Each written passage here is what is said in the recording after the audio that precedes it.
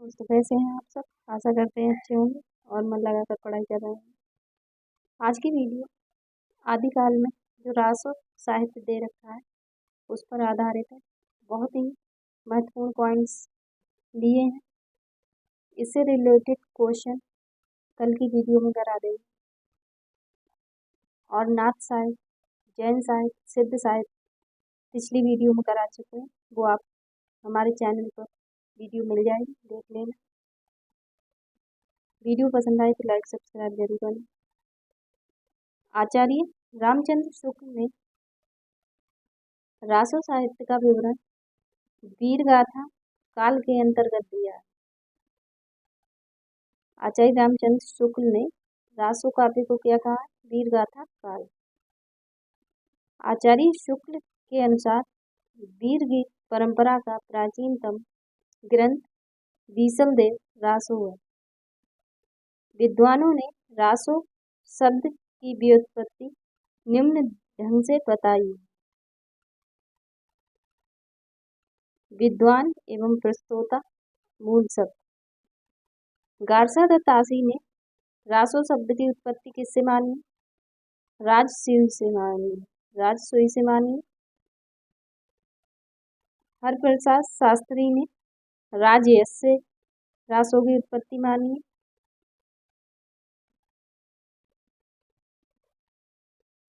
नरोत्तम स्वामी ने रासक से माना है। नरोत्तम स्वामी ने रासो की उत्पत्ति रासक शब्द से मानी है। कविराज श्यामल दास ने रहस्य शब्द से रासो की उत्पत्ति मानी। काशी प्रसाद जायसवाल ने रहस्य से माना है। आचार्य रामचंद्र शुक्ल ने रसायन या रसायन रास या रासो रास से रासो साहित्य की उत्पत्ति मानी है। नंद दुलारी वाजपेयी ने रास से माना है। हजारी प्रसाद द्विवेदी ने रासक या उपरूपक से रासो की उत्पत्ति मानी है। रामस्वरूप चतुर्वेदी ने राउस या रस से रासो की उत्पत्ति मानी है। दशरथ शर्मा ने रासक से माना है। माता प्रसाद गुप्त ने रासक शब्द से माना है। गणपति चंद्र गुप्त ने रासक, रास, रासा, रासु या रासु से उत्पत्ति मानी। रासो शब्द के प्रमुख रचनाकार व रचना आचार्य शुक्ल के अनुसार। आचार्य शुक्ल ने कौन कौन सी रचनाएं रासो साहित्य में मानी है? दलपति विजय कुमार रासो की रचना है और ये 9वीं सदी में मिलती है और इसमें वीर रस प्रधान है। इसकी भाषा राजस्थानी है और ये प्रबंध काव्य है। नरपति नाल बीसलदेव रासो। नरपति नाल की रचना कौन सी? बीसलदेव रासो 1212 में लिखी गई और ये श्रृंगार रस की प्रधानता है। 4 खंड है इसके और वीर गीत काव्य है। जगनिक की रचना है परमाल रासो जो आला खंड से भी जानी जाती है और ये 1230 में लिखी गई और इसमें वीर रस प्रधान है और ये वीर गीत काव्य है। चंद्रवरदाई ने पृथ्वीराज रासो की रचना की। इसमें 59 या 68 छंद या सर्ग समय जिस नाम से भी मिल जाए तो ये याद रखना। अगर परीक्षा में क्वेश्चन होगा तो या तो 68 छंद दिए होंगे, सर्ग दिए होंगे या 69 सर्ग दिए होंगे, तो जो ऑप्शन में मिलता है उसे टिक कर लेना। और ये वीर श्रृंगार रस प्रधान रचना है और इसमें डिंगल भाषा है और ये प्रबंध काव्य है। केदार भट्ट की रचना है जयचंद प्रकाश 1224 में प्राप्त होती है। इसमें वीर रस है और ये प्रबंध काव्य है। मधुकर भट्ट की रचना है जय मयंक जस चंद्रिका। ये पूछी जाती है, 1243 में प्राप्त होती है और ये प्रबंध काव्य है। सारंगधर हमीर रासो, सारंगधर की रचना है हमीर रासो। नल सिंह की रचना है विजयपाल रासो और ये वीर रस प्रधान है। इसमें 42 छंद मिलते हैं और ये वीर गीत है। श्रीधर की रचना है रणमल्ल छंद, जो 1454 में प्राप्त होती है और वीर रस प्रधान है। 70 छंद है इसमें। इसकी भाषा डिंगल है और ये वीर गीत है। आचार्य रामचंद्र शुक्ल ने लिखा है कि चंद्रवरदाई हिंदी के प्रथम महाकवि माने जाते हैं और इनकी रचना, यहाँ पे पॉइंट नोट तो नहीं, फिर भी इनकी रचना जो पृथ्वीराज रासो है वो महाकाव्य माना जाता है और इनका पृथ्वीराज रासो हिंदी का प्रथम महाकाव्य है। ये यहाँ पे दिया है। ये पॉइंट बहुत ही जरूरी है, नोट कर लेना। मिश्र बंधुओं ने लिखा है हिंदी का वास्तविक प्रथम महाकवि चंद्रवरदाई को ही कहा जा सकता है। मिश्र बंधुओं ने भी चंद्रवरदाई को ही महाकवि माना है। पृथ्वीराज रासो की प्रमाणिकता अप्रमाणिकता में विद्वानों के बीच जो मतभेद है वो यहाँ पे दिया है। प्रमाणिक किसने माना, अप्रमाणिक किसने माना और अर्ध प्रमाणिक किसने माना, यहाँ से भी क्वेश्चन बनता है। श्याम सुंदर दास ने पृथ्वीराज रासो को प्रमाणिक माना है। मिश्र बंधुओं ने प्रमाणिक माना है। मोहनलाल विष्णु लाल पांड्या ने भी प्रमाणिक माना है और कर्नल टॉट ने। अप्रमाणिक मानने वाले हैं आचार्य रामचंद्र शुक्ल, देवी प्रसाद, कविराज श्यामल दास, गौरी शंकर हीराचंद ओझा, बुल्लर और मुरारी दान। अर्ध प्रमाणिक किसने माना है, मुनिजन विजय देवी ने, आचार्य हजारी प्रसाद द्विवेदी ने, डॉक्टर सुनीति कुमार चटर्जी ने, दशरथ ओझा ने। इन्होंने अर्ध प्रमाणिक माना है किसे, पृथ्वीराज रासो को। तो ये पॉइंट पढ़ लेना, हो सके तो नोट कर लेना। पृथ्वीराज रासो में 68 छंदों का प्रयोग किया गया है। अब ये देखो, वहाँ पे 69 छंद दिए थे और यहाँ पे 68 दिए हैं। मैंने दोनों इसी वजह से लिए हैं कि कंफ्यूजन ना हो। पृथ्वीराज रासो में 68 छंदों का प्रयोग किया गया है। मुख्यतः छंद निम्न है, कवित्त है, छप्पय, दूहा, तोमर, त्रोटक, गाहा और आर्य छंद का प्रयोग हुआ। चंद्रवरदाई को छप्पय छंद का विशेषज्ञ माना जाता है। कहीं कहीं मिलता है छप्पय छंद का राजा किसे माना जाता है, तब भी चंद्रवरदाई।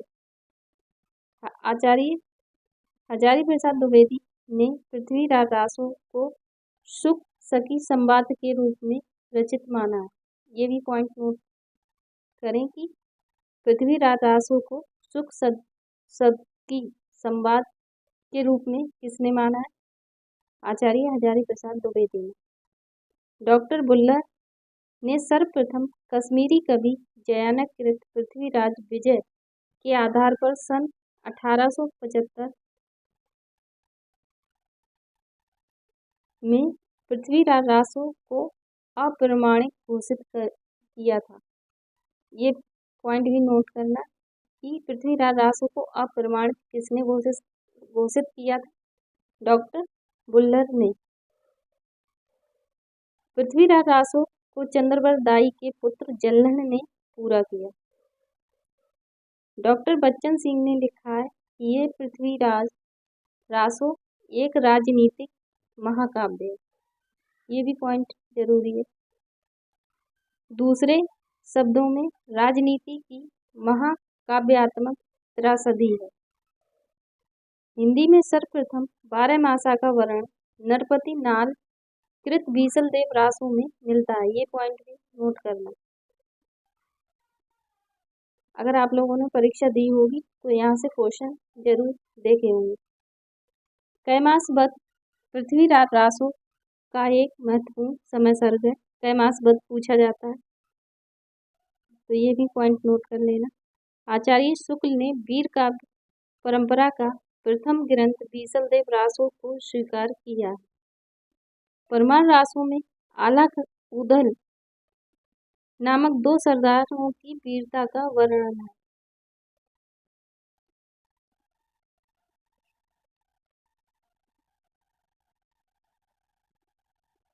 आलाखन को सर्वप्रथम सन 1865 ईस्वी में फर्रुखाबाद के तत्कालीन जिलाधीश जॉर्ज इलियट ने प्रकाशित करवाया। आलाखन बरसात ऋतु में उत्तर प्रदेश के बैसवाड़ा, पूर्वांचल और बुंदेलखंड क्षेत्र में गाया जाता है। यहाँ से विद्यापति का संक्षिप्त जीवन परिचय। विद्यापति का जन्म 1350, मृत्यु 1450 ईस्वी में हुई थी। विद्यापति के गुरु का नाम पंडित हरि मिश्र था। विद्यापति बिहार प्रांत के दरभंगा जिले के बिपसी गांव के निवासी थे। भाषा की दृष्टि से विद्यापति द्वारा रचित ग्रंथ निम्न है।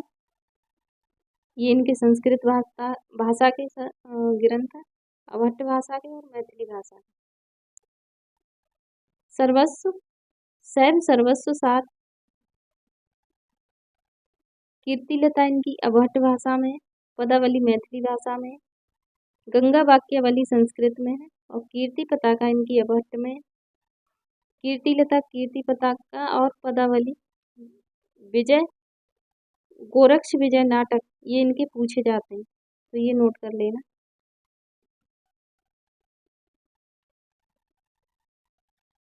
चाहे आप लोग स्क्रीनशॉट ले सकते हैं और पीडीएफ बोलेंगे तो पीडीएफ डाल देंगे।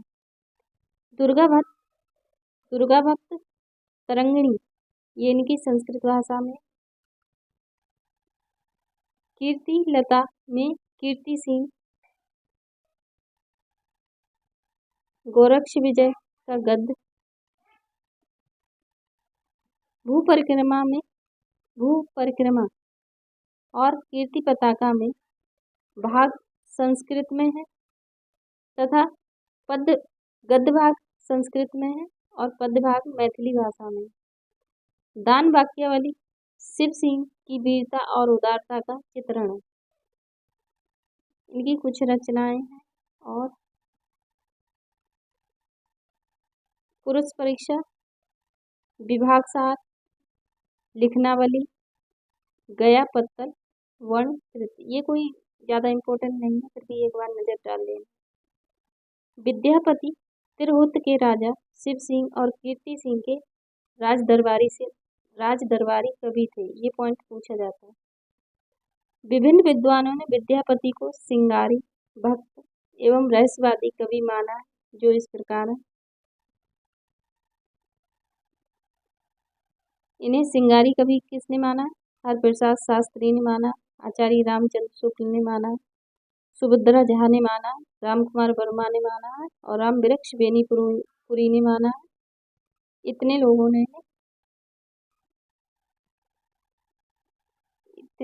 ने इन्हें सिंगारी कवि माना है। भक्त किन कवियों ने माना?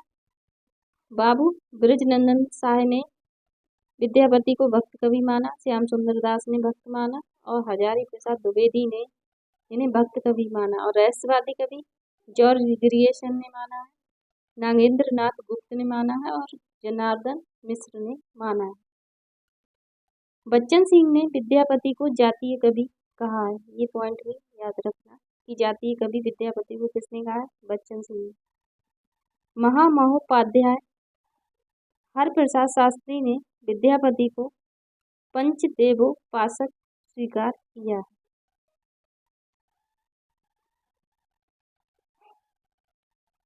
सूर्यकांत त्रिपाठी निराला ने पदावली के सिंगारिक पदों की मादकता को नागिन की लहर कहा है। नागिन की लहर किसने कहा है? सूर्यकांत त्रिपाठी निराला ने। हजारी प्रसाद द्विवेदी ने विद्यापति को श्रृंगार रस के सिद्धवाक कवि कहा है। आचार्य शुक्ल ने विद्यापति के संबंध में लिखा है, आध्यात्मिक रंग के चश्मे आजकल बहुत सस्ते हो गए हैं, उन्हें चढ़ाकर जैसे कुछ लोगों ने गीत गोविंद को आध्यात्मिक संकेत बताया, वैसे ही विद्यापति के इन पदों को भी। ये इनका बहुत महत्वपूर्ण कथन है। विद्यापति के प्रशंसकों ने इन्हें कई उपाधियों से विभूषित किया, जो हैं अभिनय जयदेव, कवि शेखर, कवि कंठहार, नव कवि शेखर, खेलन कवि, दशावधान, पंचानन, मैथिल कोकिल आदि। ये उपाधियां इनकी पूछी जाती हैं। मैथिल कोकिल, कवि कंठहार, तो ये उपाधियां इनकी एक बार जरूर देख लें। विद्यापति किस संप्रदाय में दीक्षित थे? तो ये शैव संप्रदाय के थे। ये पॉइंट पूछा जाता है। विद्यापति कृत कीर्ति लता की रचना भिरंग भिरंगी संवाद के रूप में हुई है। ये पॉइंट भी बहुत जरूरी है। विद्यापति की कीर्ति लता की रचना किस संवाद में हुई है? तो ये याद रखना, भिरंग भिरंगी संवाद में। विद्यापति के महत्वपूर्ण पद्यांश इस प्रकार है। यहाँ पे विद्यापति की एक पंक्ति ली गई है कीर्ति लता से। देसिल वैना सब जग मिठा, तय ते तय सन जपऊ अवहट्टा। यहाँ से अमीर खुसरो का संक्षिप्त जीवन परिचय। अमीर खुसरो का जन्म 1253, मृत्यु 1325 ईस्वी में। अमीर खुसरो का वास्तविक नाम अबुल हसन था। ये पॉइंट भी नोट करना।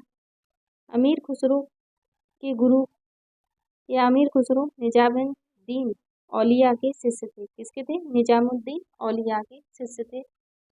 ये भी पॉइंट याद रखना। अमीर खुसरो खड़ी बोली के आदि कवि कहे जाते हैं। अमीर खुसरो ने दिल्ली के सिंहासन पर 11 राजाओं का आरोहण देखा। ये पॉइंट भी नोट कर लेना। इतिहास के विद्वान डॉक्टर ईश्वरी प्रसाद ने अमीर खुसरो को महाकवि या कवियों का राजकुमार की संज्ञा दी। विद्वानों ने अमीर खुसरो द्वारा रचित ग्रंथों की संख्या 100 बताई है, जिनमें महत्वपूर्ण है खालिकवारी, पहेलियां, मुकरियां, दो सुखने, गजल आदि।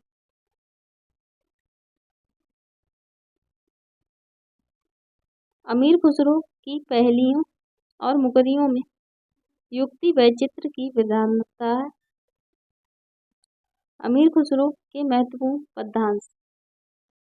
चा मन तूतिए हिंदू अर रास्त पुरसी पुरसी, जे मन हिंदुई पुरुष ता नाज गोयम।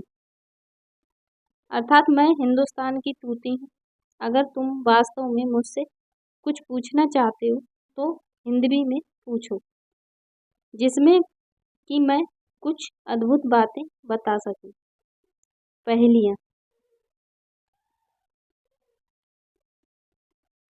एक थाल मोती भरा, सबके सिर पर औंधा धरा, चारों ओर वह थाली फिरे, मोती उससे एक न गिरे। ये इनकी पहेली है। इसका अर्थ है आकाश। प्रकार जिस प्रकार गाथा प्राकृत का अपना छंद है, अपभ्रंश का चरित्र का पद्दड़िया बंद में लिखा गया है। चरित्र काव्य में पद्दड़िया छंद की 8-8 पंक्तियों के बाद धत्ता दिया रहता है, जिसे कड़वक कहते हैं।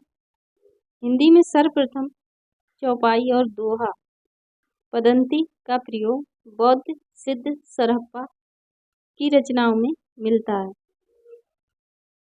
हिंदी के प्रथम कवि, उनका समय एवं उनके प्रस्तोता, ये भी बहुत जरूरी पॉइंट है।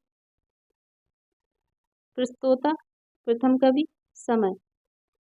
शिव सिंह सेंगर ने प्रथम कवि किसे माना था? पुष्प या पुंड को। इनका समय था 7वीं शताब्दी।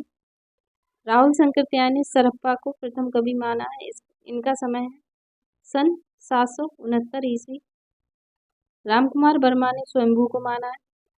इनका समय है विक्रम की 8वीं शताब्दी। गणपति चंद्र गुप्त ने प्रथम कवि शालिभद्र सूरी को माना है। इनका समय है सन 1184 ईस्वी। डॉक्टर बी भट्टाचार्य सरहप्पा को बांग्ला भाषा का प्रथम कवि मानते हैं। कवि भुआल 10वीं शताब्दी हिंदी के प्रथम कवि हैं, जिन्होंने दोहा चौपाई छंद में भगवद गीता का अनुवाद किया था। आचार्य हजारी प्रसाद द्विवेदी ने अबुल रहमान को हिंदी का प्रथम कवि माना है। ये पॉइंट भी नोट कर लेना। आचार्य रामचंद्र शुक्ल ने आदिकाल को अनिर्दिष्ट लोक प्रवृत्ति का युग कहा है। आचार्य हजारी प्रसाद द्विवेदी ने आदिकाल को आध्यात्मिक विरोधी और व्याघातों का युग कहा है। चंद्रधर शर्मा गुर्लेरी ने राहुल शंकर एवं रामचंद्र शुक्ल अभ्रंश को पुरानी हिंदी मानते हैं। पुरानी हिंदी कौन कौन मानता है? चंद्रधर शर्मा गुलेरी, आचार्य और राहुल शंकर एवं रामचंद्र शुक्ल अभ्रंश को पुरानी हिंदी मानते हैं। हजारी प्रसाद द्विवेदी और रामविलास शर्मा अभ्रंश को हिंदी से पृथक मानते हैं।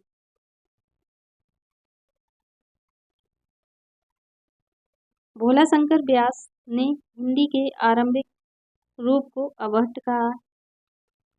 अमीर खुसरो को संगीत के क्षेत्र में कव्वाली, तराना, गायन शैली एवं सितार वाद्य यंत्र का जन्मदाता माना जाता है। ये भी पॉइंट नोट कर लेना। डॉक्टर रामकुमार वर्मा ने अमीर खुसरो को अवधी भाषा का प्रथम कवि माना है। रामकुमार वर्मा ने किस भाषा का प्रथम कवि अमीर खुसरो को माना है? तो अवधी भाषा का। तो आज की वीडियो में इतना ही था। वीडियो कैसी लगी कमेंट के माध्यम से बताएं। वीडियो पसंद आए तो लाइक सब्सक्राइब जरूर करें। Thank you.